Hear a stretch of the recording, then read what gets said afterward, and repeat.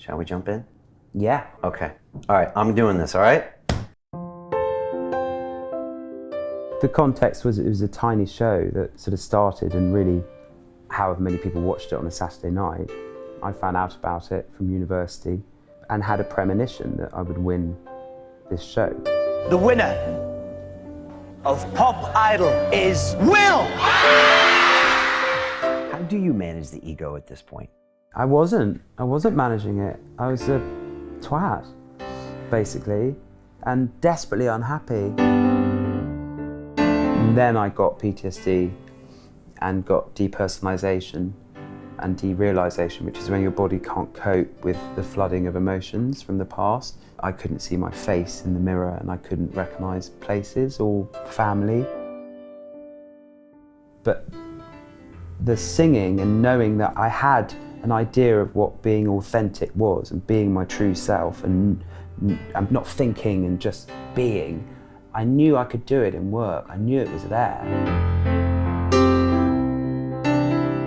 It's about communication, and it's about communicating from here, you know, not being afraid to be vulnerable, not being afraid to be angry, be sad, be happy, and just go, wow, here you go.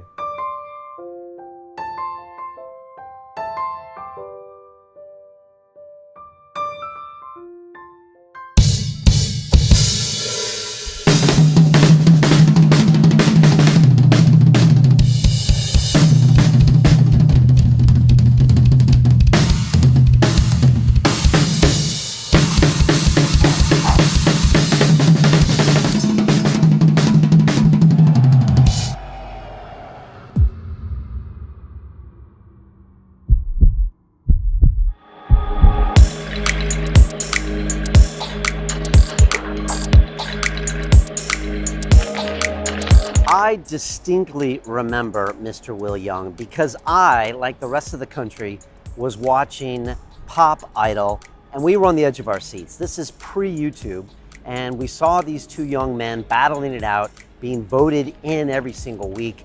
And when Will won, it was a really big deal. And what I found was even more of a big deal was the fact that he went on to have a #1 selling album, that he went on to play Wembley, and he wasn't just some manufactured piece of television by Simon Cowell. And it was great to sit down with Will because he talked about the battle that he had with Simon on the show, what it was like to play Wembley, his very first gig, and then what it was like to go on and star in movies and star in plays and write books, and to go through a lot of the struggle that happens when you start off and get famous very young. And he spoke very candidly about some of his anxiety, which he really calls it a post-traumatic episode, where he got to a point where he couldn't even recognize his face in the mirror. Very serious stuff, and I think you'll enjoy this talk with him. And again, I always find that no matter what impression I have of people in the media, when I really drill down, I find that I can learn a lot from them and from their experiences. And even now, how he approaches performing, how he deals with his own life, how he wants to have a family and have kids one day, and tons of amazing lessons here. So hope you're enjoying the scenery here in London. We always have beautiful graffiti here in Shoreditch. And I am loving watching the videos that the Academy members are putting up this week, because for the Body and Mind Challenge inside our Academy, we are doing dynamic meditation exercises that I learned from Elliot Hulse. People are going out into the parks, screaming at the top of their lungs, jumping around, getting physical and getting active, and really using our bodies the same way they were meant to be used, to communicate, to let energy off. And this is just one of the many things that we learn about and teach about inside the Academy, and I love seeing all those videos. I'll be posting my own video soon of my latest dynamic meditation, and it's great seeing everybody inside the Academy, and I hope to see you there soon. And now I leave you with Mr. Will Young.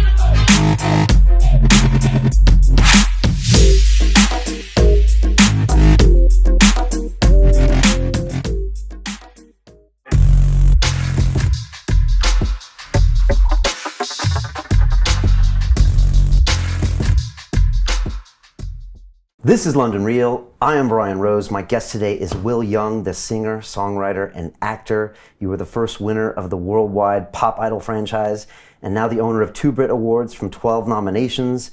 You've written 3 books, acted in film, television, and on stage, where you were nominated for the Laurence Olivier Award for Best Actor in a Musical. Your triple platinum single Evergreen is the biggest selling song of the 2000s and the 14th best selling of all time in the UK.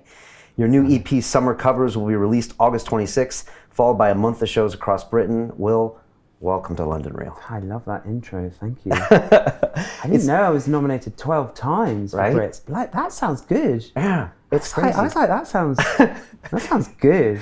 It's a bad CV. I'm really glad you're here because I think you value a proper conversation. And you've always got all sorts of fascinating things to talk about, and I want to try to get through them as much as possible today, including some of the things we were talking about before, about our voice and things like that.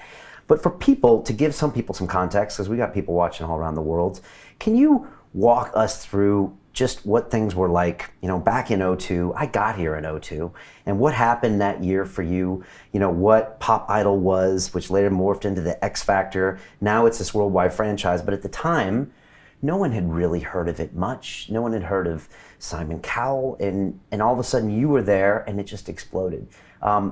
Can you do you still know what that was like back then? Can you walk us through what it was like to be you then? It was amazing. I mean, it really was. The context was, it was a tiny show that sort of started, and really,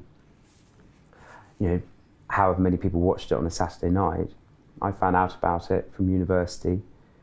I'd finished my degree, and then I was sort of partying, and had a premonition that I would win this show.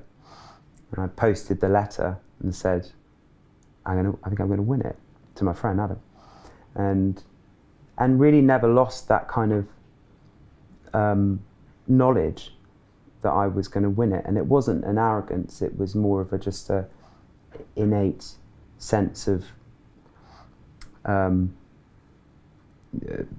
the future, and that kind of pulled me through then as this show got bigger and bigger and bigger, and it was very exciting, to the point that then they started talking about it in Parliament, and I could notice it because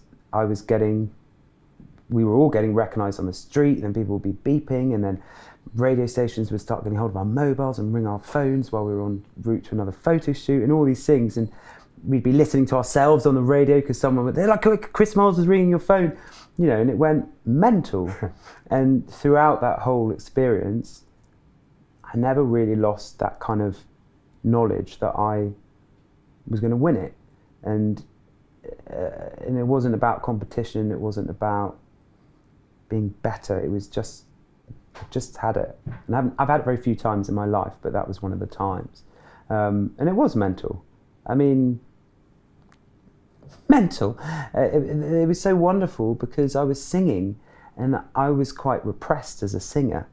So for me, every week to sing on a microphone with reverb, with echo, was an amazing experience. It was like I had this voice that had been stuck. We were talking about voice, earlier, weren't we? And it was stuck inside me, and suddenly every week I could just release it. And that was amazing. So you were almost evolving more as a person every week, that you could kind of expand your voice and let it all out. I think, I don't know as a person, but certainly as a singer. Okay. Yeah. And I got instant feedback. So my confidence would grow very quickly, was growing, because I was voted in every week. Right. So there was something inside going, okay, well, you must be all right, you're voted in every week. So I did grow very quickly in confidence. Yeah.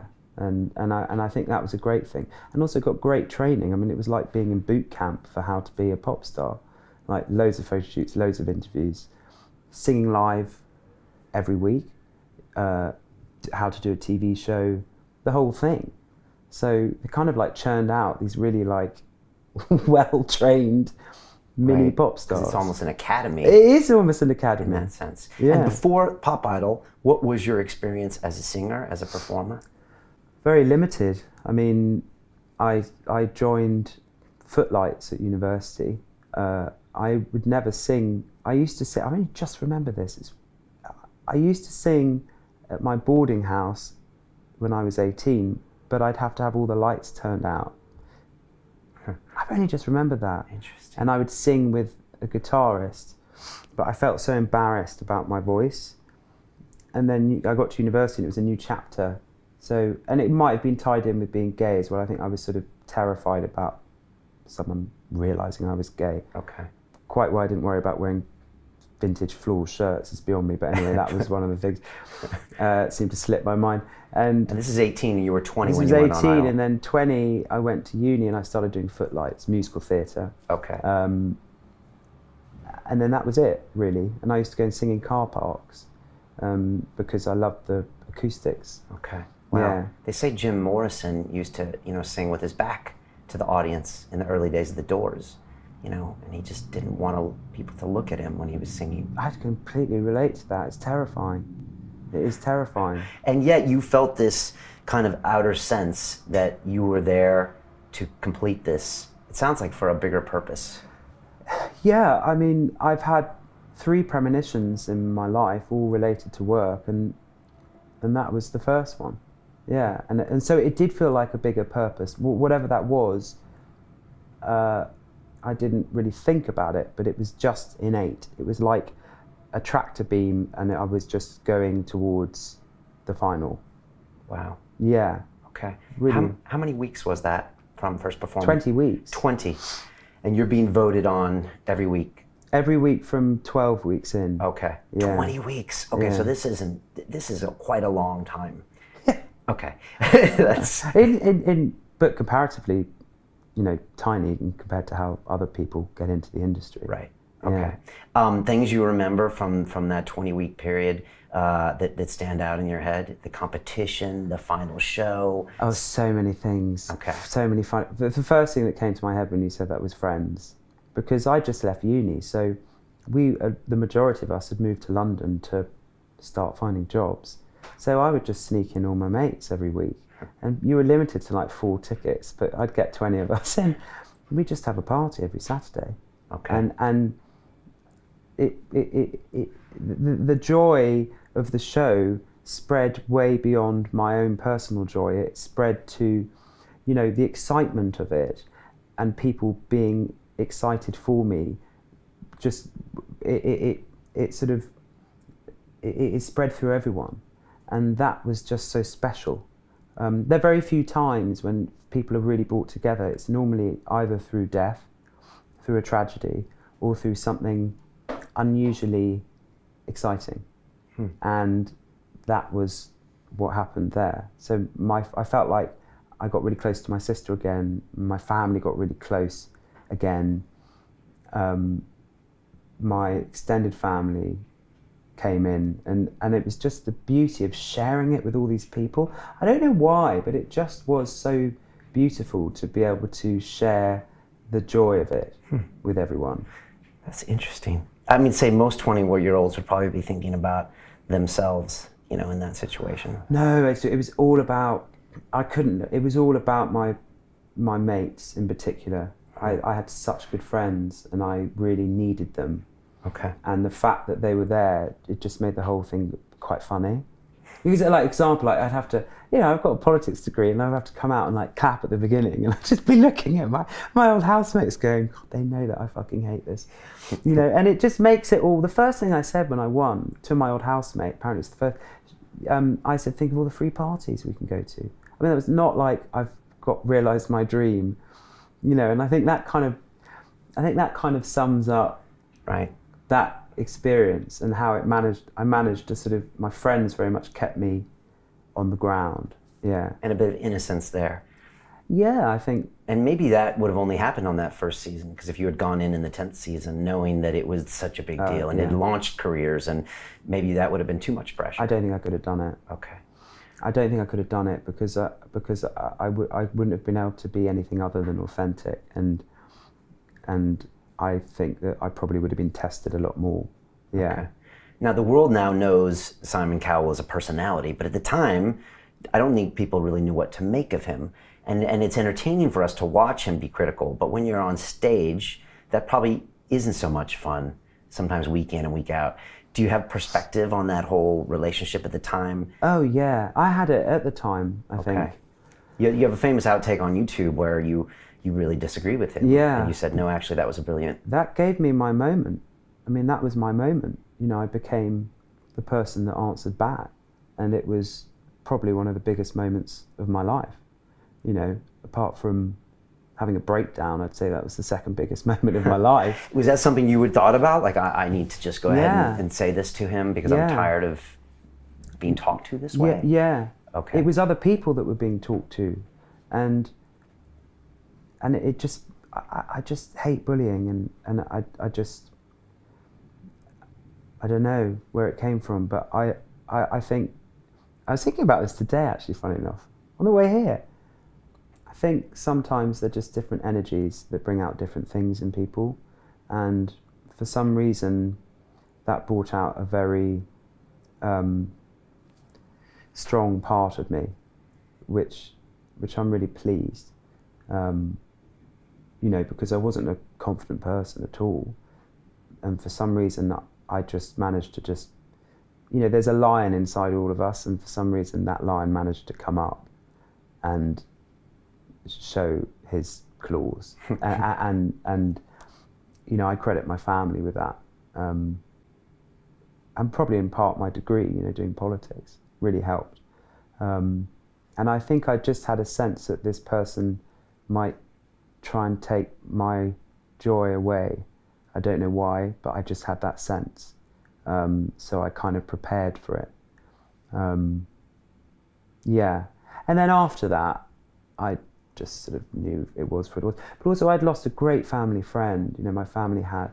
And so I think even then, during that period, just before that, my audition, when I sort of answered back to Simon Cowell, so I'd been up to a funeral, you know, that day.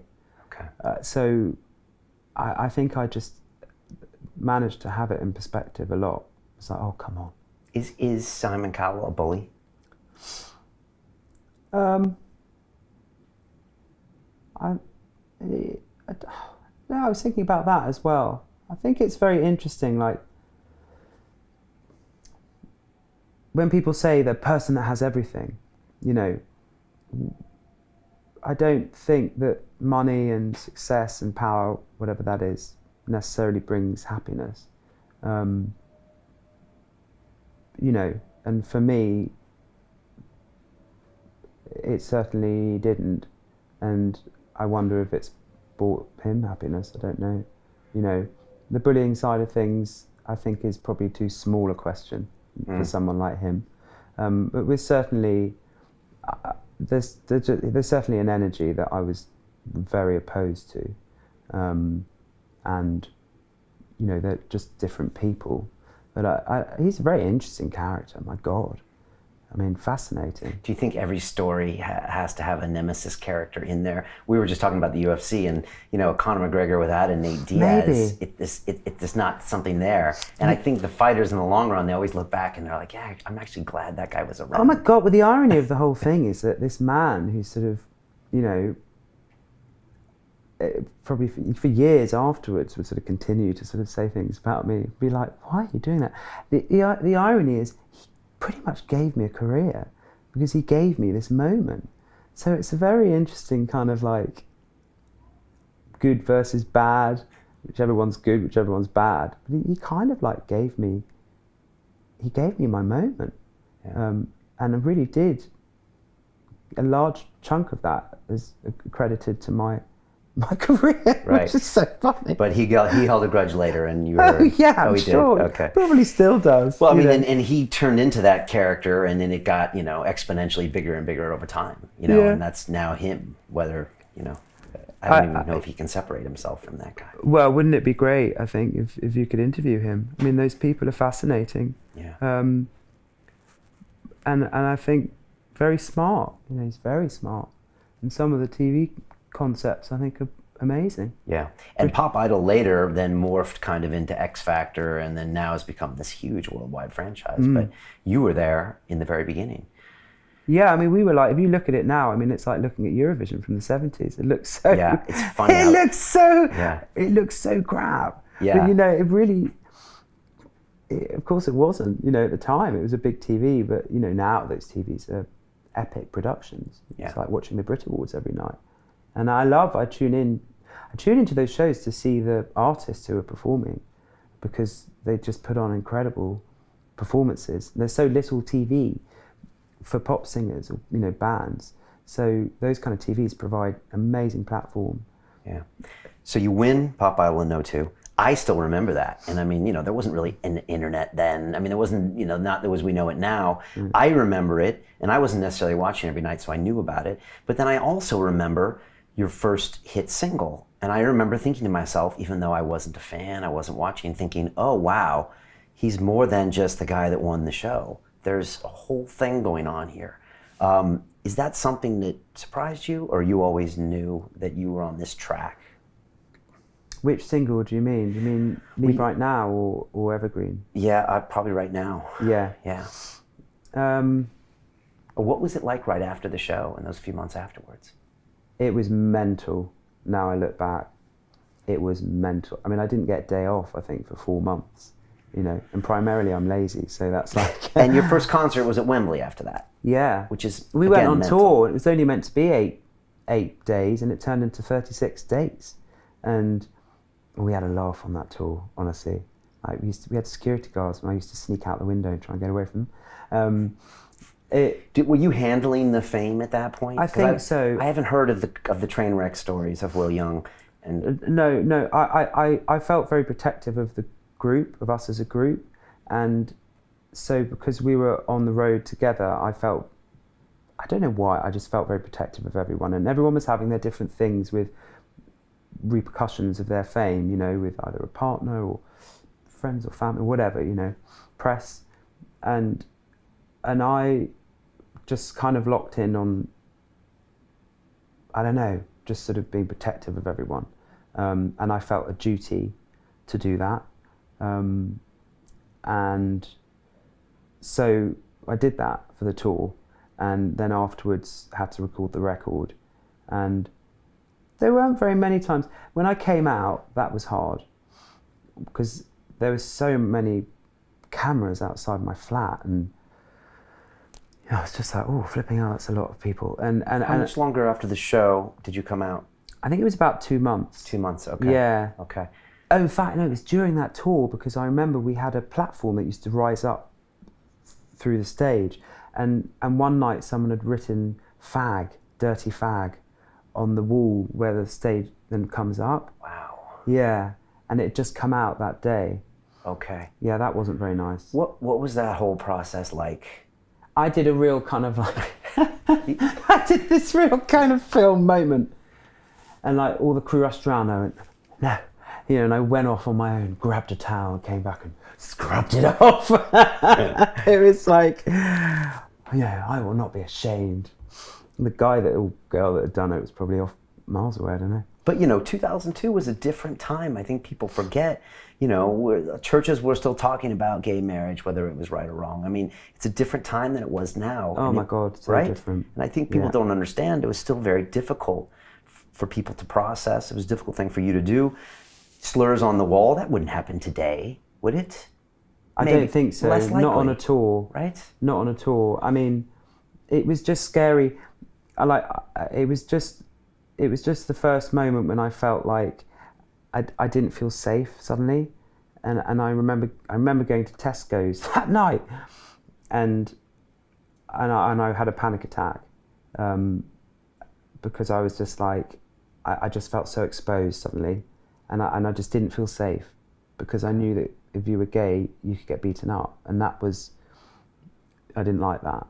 Yeah. So and you had never really been in the closet, but you had never really been completely out. So it was this kind of, you just, you know, not publicly. You wore floral shirts, and you know. That Yeah. was it. Okay. I said someone tried to get me to deny it if they asked, and I got very cross and said, you know, I didn't go through coming out the first time, which was hard enough, to then run back into the closet and kind of deny who I was. So I always said if someone asked me, then I would say, yes, I'm gay. Okay. But no one ever did. And what happened in the media after that, and how was that next few months? I think they just run a few headlines, and then I just get asked about it a lot. And as a gay man, I didn't really know what it was. Still, I hadn't really caught up with being comfortable with being gay, so I was kind of happy to be like, I'm gay, but I'm still friends with your grandma, kind of thing, It didn't really. I was always told to sort of move on from it, and at that stage, I think I was happy with that, because I think if I had a point, it was just like, it doesn't matter, Okay. As I've got older, I've become a lot more activist. Yeah. And at the time, I'm happy with the way I did it. Okay. Yeah. But if you were to advise the 20-year-old Will Young now, would you advise him to do something differently? No. Okay. No, I wouldn't actually. Okay. Yeah. I'd like him to be a bit more comfortable with himself, but you can't always fast forward those things. You're quite outspoken about LGBT issues for young people. Yeah. What is it like to navigate that space these days as a young person, and to be, lesbian or gay or transsexual? And I know, why? What are your thoughts on that? Because you've wrote some Huffington Post articles, you've criticized some people in the government because they don't get it, I think. I had to stop saying something really bitchy then. You can go ahead. No, anyway. It breaks my heart, actually. It really does. I just think of there's young LGBT people in schools that just aren't being nurtured and looked after, and let's say, I don't know, I wear red shoes and people make fun of me at school for wearing red shoes, and all my family wear red shoes. I'll find some solace in that when I go home. When you're gay or bisexual, transgender, you don't really have that when you go home. There's not the support there. So there's no support at school. There's most of the time no support at home, unless you've got wonderful liberal parents or family, which is not the majority.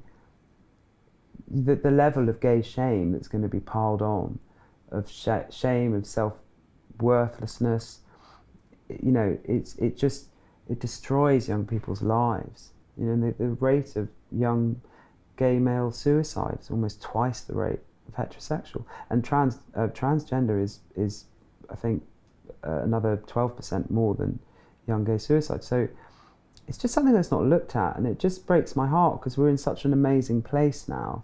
Like the success story in Britain is so cool for adults, and I think we've overlooked this new generation. We think, oh, it's all fine, and it's just not fine in schools. And I don't think that £2 million is enough that the last Education Secretary, Nicky Morgan, put towards it. It's not enough at all. Yeah. So we're almost more liberal than ever. We're more open as a society, and yet growing up as a young person and being LGBT is still harder than ever. Yeah, because the language hasn't been tackled in schools, and people, the use of the word gay is derogatory. I heard someone say it the other day. What do we do about this word? Do we educate people? Educate people. Language is the change of language in the changing of minority rights, human rights, has been fundamental. What do you say to people that say it's just a word? I say, it is just a word, and I say that if someone comes to me and says, I find that word offensive because of this, this, and this, I certainly would respect it, and more than likely change my use of that word around them. I think it's just putting that in a comprehensive, simple way. It's not sort of dictatorial or whatever the word is. It's not coming in with a long stick saying this. It's just explaining. Right. By the way, this, and 98% of young LGBT people in 2012 find it offensive. Right. And distressful. They're distressed by it. Yeah. So we need to respect it and just make sure people feel comfortable. It would just be wherever so they are. simple. Yeah. It would just be so simple, and yet I think people can't. And people are scared. People are afraid to go to it in schools, and I think it's because it's linked with sex, basically. So they don't want to go there. It's like, oh God, we don't want to talk about being gay, and then like other people might want to bum each other, or might want to go with the same sex, and then it's just awful, and we won't have any kids. You know, I think there's still that kind of mentality. It's a really antiquated mentality. I think there is, you know. And they think about sex, not just people being themselves and who they are. No, Okay. and love doesn't come into it. They don't think about love. So we've got another 20 or 40 years to go. Definitely. Okay. And they don't think about, they still think it's a choice. It's like, well, it's a choice. So we can't talk about it now because you might change your mind. Right, that's the subliminal message. It's still a choice. I and we think still so. need to educate. I think you're right. Yeah. Looking back at your first 5 years after that Pop Idol, what do you see as things you'd change if you could go back, or like the great moments and I'm so glad I did this? I think I'd change, the only thing I would change is singing on a program called World Idols, when all of us got together from different pop idols, and I just didn't want to do it. And I should have stuck to my guns. But apart from that, I wouldn't change anything. The next record, I remember clearly Steve Lipson, my producer, came to me.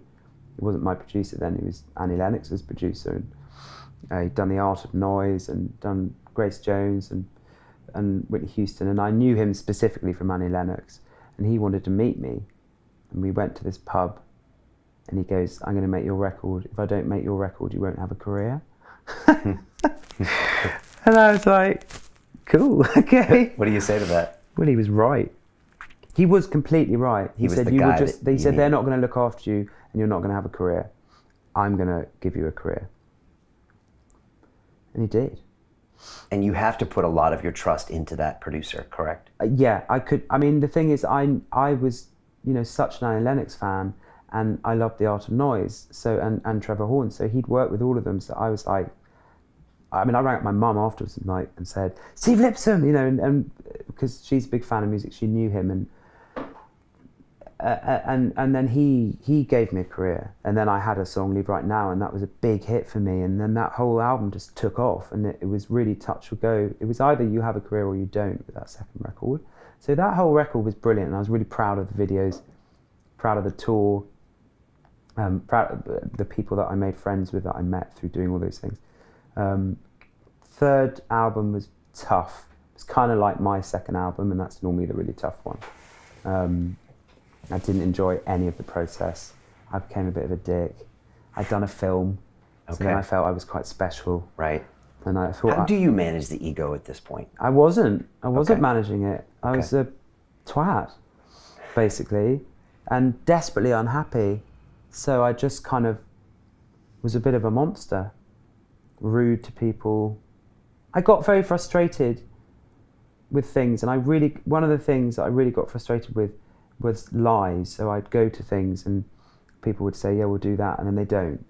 Or a record company would say that and they don't, or a TV show would do it. And that really started getting to me, and I stopped trusting anyone. And I just got myself wound up, and then I started seeing a therapist. Basically. When you're in a bad space like that, is it, in your opinion, impossible to create great music and great art, or is it still possible if you're an ultra professional or you know how to segment? I think it can be part of it, really. It can be part of it. I don't think it matters, but I definitely made a choice after that record. Do I want to be the unhappy mad person that writes music? And I thought, no, I'd rather be happy. And if that means I just stop, that's fine. My happiness and self-worth was like, that's more important than being a tortured artist. Okay. So I don't think it affected it. Sadly, one way or the other. What did you learn in therapy? Oh my God. Well, I remember the first thing my wonderful therapist, who we've ended our relationship now, we've come to the end in a very wonderful way. Okay. Lois Evans, very punchy, Jewish New York lady, Tiffany earrings. I think the Here in first London? session, In she was London? here in London. Okay. Hard to find a therapist in London. Well, she was one of the goodies. Okay. And she said, yeah, I think you are probably quite unlikable. And I was like, Mr. Likeable, nice Will Young. I just thought that's it. So she, famous quotes from her, I think you're probably pretty unlikable. If I was your boyfriend, I'd dump you. Those are my two favourites, which I reminded her She's on very our last good. session. What did I learn? I learned gradually to slowly, I mean, through many, many years, and through guidance from her, I guess, find my true self. That's what I would say. Yeah. But within two years, I sorted out work, and I don't have a bad day at work now. I just don't. Explain that. You don't have a bad day at work. Because it doesn't mean anything. None of it means anything. You know, it doesn't affect my happiness. It's like if I have nothing tomorrow and I stop being a performer and no one wants me to perform anywhere, I'll go and do something else. And once it becomes that, everything is wonderful because it's all meaningless. Right. You know, so then it's like, wow, what a bonus. Right. Oh my God, you know, I get to sing there. That's a bonus. Oh, that's a bonus. You know, rather than putting everything into these external things. Once I realized that everything was just meaningless anyway, then I started really enjoying it.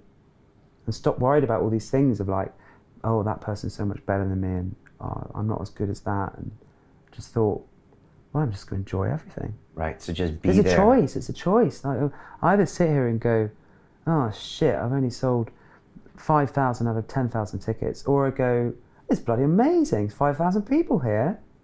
You know, I did an awful gig the other day. I mean, it was so depressing. It's so depressing, and I thought, well, I'm not going to stand here and like get all down about it, because what's the point? The people here who've paid money, is this going to be like the best gig of my life? Like, certainly not. And you're lucky to be doing it. Yeah. So just lower the stakes. Don't put them there. Be present. Be in the moment. And that's 100%. And that's how great performances happen. Sadly, again, I don't think it matters. I mean, like, I've done performances and thought that it was dreadful, and people have said, best performance ever. And I've done ones where I think I'm practically writing, you know, my acceptance speech for a Grammy, and people are like, oh, that wasn't good. So I don't know if it matters. I don't know how any of that, you know, equates. But certainly lowering the stakes, great way of putting it. They say, you write as well, but I've been told that writer's block is only a process of you putting too much importance on the outcome of what you're writing.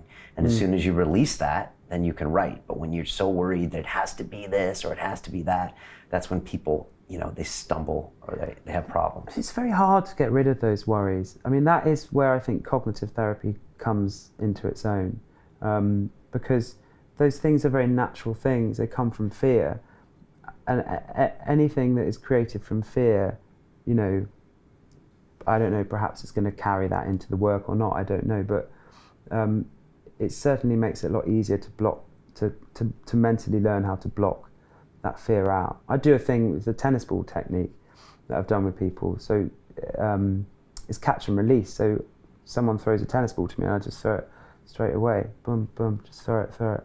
And slowly it just got into my brain. So you just let things go, boom, let boom, things go. boom, boom, boom, boom. And then you let emotions go the same way. Yeah, thoughts can link to emotions, all neurologically, you know, if it's trauma, then that comes to a thought from your body. But that tennis ball thing is brilliant. I'm gonna try that. I'll have so many mental thoughts in my head. You're going to sing. You're never going to sing again. God, that was a shit dance move. They're hating you. And I'm just like, Get the tennis ball out. Yeah. What is the essence of being a performer? I mean, a lot of people see you on stage, but you know, you've done this for so many years, and I've seen people perform. I had Matt Willis in here from Busted, and I saw him on stage at the O2, and I saw him performing to all of these people, and I was just like, it was almost like we were plugging into your soul and feeling all the energy you were feeling, and it was amplified to the stadium. Is that what it's like when you're in a moment where people are feeling you at flow with the world? Yeah. There's something very cool. I think it's like, but I can only talk for myself, but I think there's a huge need for affirmation that must be in there, a drive, you know. So there is a bit of a monster that as soon as I walk on the stage, like the applause is there, yes. There is a part of me, you know, I mean, who knows, I probably talk for 5 hours about that, why. There's a part... Why you need that. I think so, there must be something, Right. It must be about wanting to voice something, I think, that couldn't be voiced. Right. And then there's that amazing... then it becomes about communication, and because the communication is very pure, it can't help but then tap in to something with other people, and then it just becomes this molding kind of mass of energy, and it can't be described, you know, it's just energy, and sometimes it really kicks off, sometimes it doesn't. And it's spiritual. I mean, it is completely spiritual. And that is something that is beautiful. And really, to be honest, having that probably, I would almost go as far as saved my life. Yeah. Knowing that authenticity and knowing that kind of sense of true connection, that very much has pulled me through having PTSD, definitely. But I think being a performer is about communication, and is about communicating from here, you know, not being afraid to be vulnerable, not being afraid to be angry, be sad, be happy, and just go, wow, here you go. And that's what they do. There's, you know, great performers. David Bowie, I mean, unbelievable. What did he say? He said, what did he say? I've always written about the same things. It was something like, I've written about fear, something else and something else. I thought, oh, you're such a dude. So the performances that you remember in your life, you probably don't remember them. Were you just out of body? Were you with all this energy? Some, yeah, some. It's really, yeah. It does go out of body. And then what's amazing is with the musicians, because we all feel it together, and it's just like going on this sort of, there's no drug that can do that. No drug. It's just, it's like, it is out of body. It's shamanic. It's shamanic, and I guess why wouldn't it be? You know, lots of people in a room sharing energies, using music to kind of go to a different place. Right. It's a ceremony, basically, isn't it? Yeah. Yeah. And the audience picks up on that. They feed your energy. It comes back to you. And I guess that's why people go to these things. Yeah, that's why I go to them, definitely. Yeah. Yeah.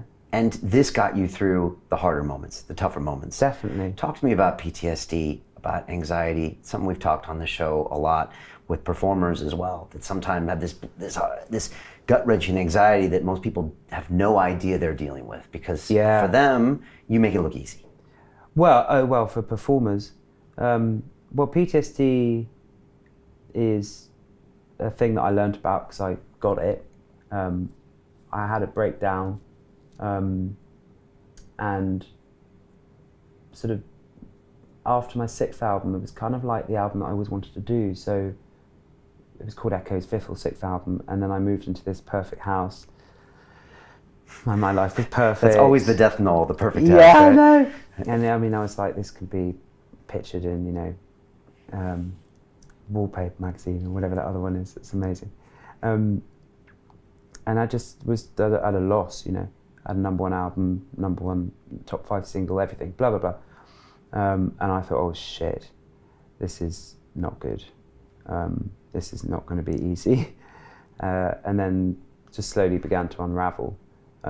Quite quickly after doing this course, and then I went into theatre, did cabaret for the first time, and then I got PTSD and got depersonalization and derealisation, which is when your body can't cope with the flooding of emotions from the past, so it shuts down, and I couldn't see my face in the mirror, and I couldn't recognise places or family or friends. Was there a specific trauma, or was it a recollection of many things in the past? It was, at that stage, it was about I diagnosed myself with the depersonalization.